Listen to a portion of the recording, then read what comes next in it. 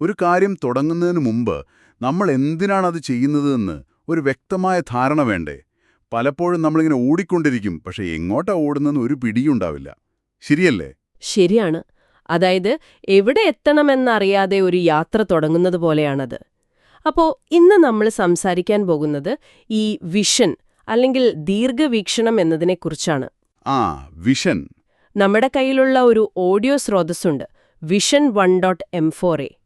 അതിനെ അടിസ്ഥാനമാക്കി എന്താണ് ഈ വിഷൻ, എന്തിനാണ് ഒരാൾക്കിത് വേണ്ടത്, ഇതെങ്ങനെ നമുക്ക് ഉണ്ടാക്കിയെടുക്കാം എന്നൊക്കെ നമുക്കൊന്ന് ആഴത്തിൽ നോക്കാം. ഓക്കെ.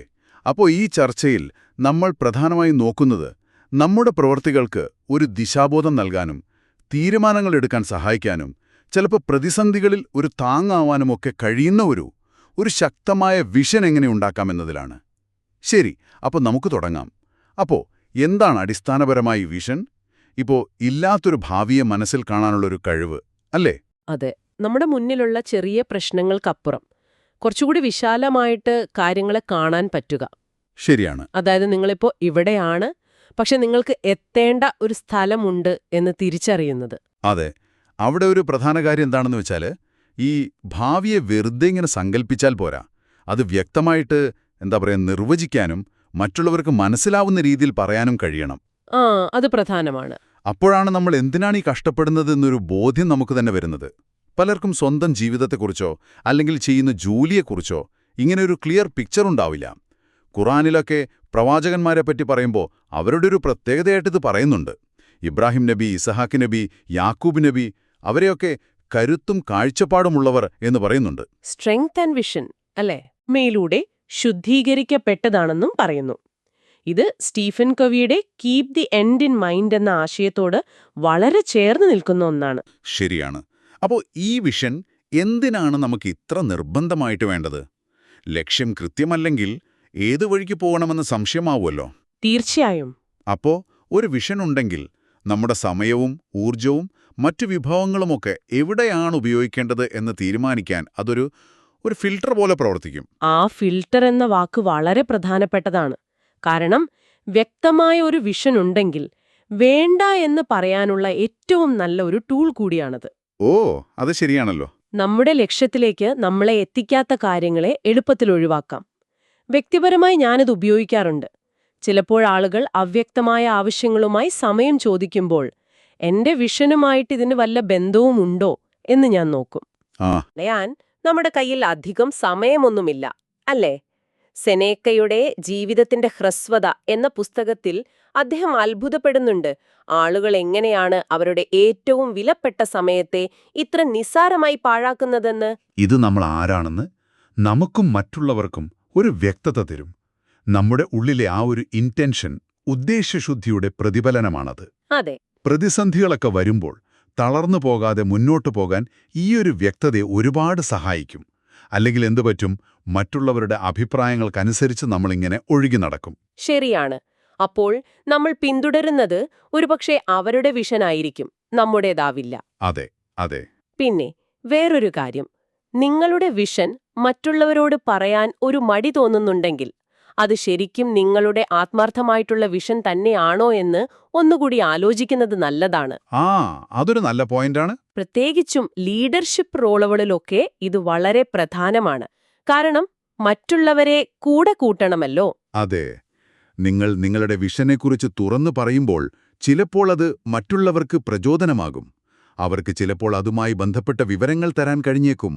അങ്ങനെ ഒരു നെറ്റ്വർക്ക് എഫക്റ്റ് ഉണ്ടാകും. തീർച്ചയായും. ആശയങ്ങളും വിഭവങ്ങളുമൊക്കെയായി ആളുകൾ മുന്നോട്ട് വരും. ഈ നാഷണൽ സക്കാത്ത് ഫൗണ്ടേഷന്റെയൊക്കെ കാര്യത്തിൽ നമുക്കിത് കാണാൻ പറ്റുന്നുണ്ട്. ശരിയാണ്. ടി ലോറൻസിന്റെ ഒരു വാചകമില്ലേ, പകൽ സ്വപ്നം കാണുന്നവർ അപകടകാരികളാണ്, കാരണം അവരാ സ്വപ്നങ്ങൾ യാഥാർത്ഥ്യമാക്കാൻ പ്രവർത്തിച്ചേക്കാം എന്ന്. അതുപോലെ കാൾ യുങ് പറഞ്ഞിട്ടുണ്ട്, പുറത്തേക്ക് നോക്കുന്നവൻ സ്വപ്നം കാണുകയാണെന്ന്, അകത്തേക്ക് നോക്കുന്നവനാണ് ഉണരുന്നത് എന്ന്. അപ്പോ നിങ്ങളുടെ ഹൃദയത്തിലേക്ക് നോക്കുമ്പോഴാണ് നിങ്ങളുടെ ശരിക്കുള്ള വിഷൻ തെളിഞ്ഞു വരുന്നത്. ശരിയാണ്. കുറച്ചുകൂടി യാഥാർത്ഥ്യബോധത്തോടെയുള്ളതും നമ്മുടെ ലക്ഷ്യങ്ങളെ കാണിക്കുന്നതുമാവണം. പിന്നെ ഈ വിഷന് പല തലങ്ങളുണ്ട്. ഒന്ന്, കുറച്ചുകൂടി വലിയ സാർവത്രികമായ ഒരു വിഷൻ, യൂണിവേഴ്സൽ അല്ലെങ്കിൽ മാക്രോ വിഷൻ എന്ന് പറയാം. ഒരു വലിയ കൂട്ടം ആളുകളെ ഒരുമിപ്പിക്കുന്ന ഒന്ന്. ഓക്കെ. 2, അതിനോട് ചേർന്ന് നിൽക്കുന്ന നിങ്ങളുടെ വ്യക്തിപരമായ ലക്ഷ്യങ്ങളെ പ്രതിഫലിപ്പിക്കുന്ന ഒരു സ്പെസിഫിക് അല്ലെങ്കിൽ മൈക്രോ വിഷൻ അല്ലെങ്കിൽ ഇൻഡിവിജ്വൽ വിഷൻ. ഇതിനൊരു ഉദാഹരണം പറയാമോ? പറയാം. ഇപ്പൊ നേരത്തെ പറഞ്ഞ നാഷണൽ സക്കാത്ത് ഫൗണ്ടേഷന്റെ പഴയ വിഷൻ സ്റ്റേറ്റ്മെന്റ് എടുത്താൽ അത് കുറച്ചുകൂടി മുസ്ലിം സമൂഹത്തിൽ ഒതുങ്ങി നിൽക്കുന്നതായിരുന്നു. ശരി. എന്നാൽ അവരുടെ പുതിയ വിഷൻ സമൂഹത്തിൽ എല്ലാവർക്കും സമൃദ്ധിയുടെയും ഐക്യത്തിന്റെയും ഉറവിടമായി ഇസ്ലാം തഴച്ചു വളരുക എന്നതാണ്. അത് കുറച്ചുകൂടി വിശാലമാണല്ലോ, എല്ലാവരെയും ഉൾക്കൊള്ളുന്നുണ്ട്. അതെ, കൂടുതൽ യൂണിവേഴ്സലാണ്. അപ്പോ ഇതിനെ അടിസ്ഥാനമാക്കി വ്യക്തിപരമായ തലത്തിൽ ഞാൻ എനിക്ക് വേണ്ടി ഉണ്ടാക്കിയെടുത്തൊരു വിഷൻ ഇങ്ങനെയാണ്: ദൈവത്തോടുള്ള സമർപ്പണം സമൂഹത്തിൽ എല്ലാവർക്കും സമൃദ്ധിയുടെയും ഐക്യത്തിന്റെയും ഉറവിടമായി തഴച്ചു വളരുക. Devotion to God. ഓക്കെ. ഇതിനെ എന്റെ ഏറ്റവും ഉയർന്ന തലത്തിലുള്ള ഒരു വിഷനായിട്ടാണ് ഞാൻ കാണുന്നത്. അപ്പോ നമ്മൾ ശ്രദ്ധിക്കേണ്ട പ്രധാന കാര്യം, നമ്മുടെ ചെറിയ വ്യക്തിപരമായ ലക്ഷ്യങ്ങളുണ്ടല്ലോ, അത് ഈ വലിയ ചിത്രവുമായി എങ്ങനെയാണ് കണക്റ്റ് ആവുന്നതെന്ന് മനസ്സിലാക്കുക എന്നതാണ്.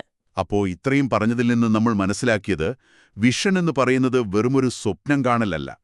അതൊരു ഭാവനയിൽ കാണാനും അത് വ്യക്തമായിട്ട് പറയാനും നമ്മുടെ പ്രവർത്തികൾക്ക് ഒരു ദിശ നൽകാനും കഴിയുന്ന ഒരു പവർഫുൾ ഫോഴ്സാണ്, അല്ലേ? അതെ, തീർച്ചയായും. ഇത് നിങ്ങളുടെ യാത്രയുടെ ലക്ഷ്യസ്ഥാനം ഏതാണെന്ന് തീരുമാനിക്കാൻ സഹായിക്കും. വഴിയിലുള്ള തീരുമാനങ്ങൾ എളുപ്പമാക്കും. വെല്ലുവിളികൾ വരുമ്പോൾ പിടിച്ചു നിൽക്കാൻ സഹായിക്കും. പിന്നെ ഈ വിഷൻ മറ്റുള്ളവരുമായി പങ്കുവെക്കുന്നത് അതിന്റെ ശക്തിയെ ഒരുപാട് വർദ്ധിപ്പിക്കും. ശരിയാണ്. ഇത് നമ്മളോട് തന്നെ ചോദിക്കേണ്ട ഒരു പ്രധാന ചോദ്യം ഉയർത്തുന്നുണ്ട്. തീർച്ചയായും. അപ്പോൾ ഈ ചർച്ച ഇവിടെ അവസാനിപ്പിക്കുമ്പോൾ നിങ്ങൾക്കായി ഒരു ചിന്ത, നിങ്ങളുടെ ഏറ്റവും പേഴ്സണലായിട്ടുള്ള അല്ലെങ്കിൽ ഈ പറഞ്ഞ മൈക്രോ ലെവലിലുള്ള വിഷൻ എന്താണെന്ന് നിങ്ങൾക്ക് എത്രത്തോളം വ്യക്തമായിട്ട് പറയാൻ സാധിക്കുന്നുണ്ട്? നിങ്ങളുടെ ഏറ്റവും ആത്മാർത്ഥമായിട്ടുള്ള പ്രാർത്ഥനകളിൽ ആ വിഷൻ കടന്നു വരുന്നുണ്ടോ? ഇതിനെക്കുറിച്ചൊന്ന് ആഴത്തിൽ ചിന്തിക്കാൻ ഇതൊരു അവസരമായെടുക്കുമല്ലോ.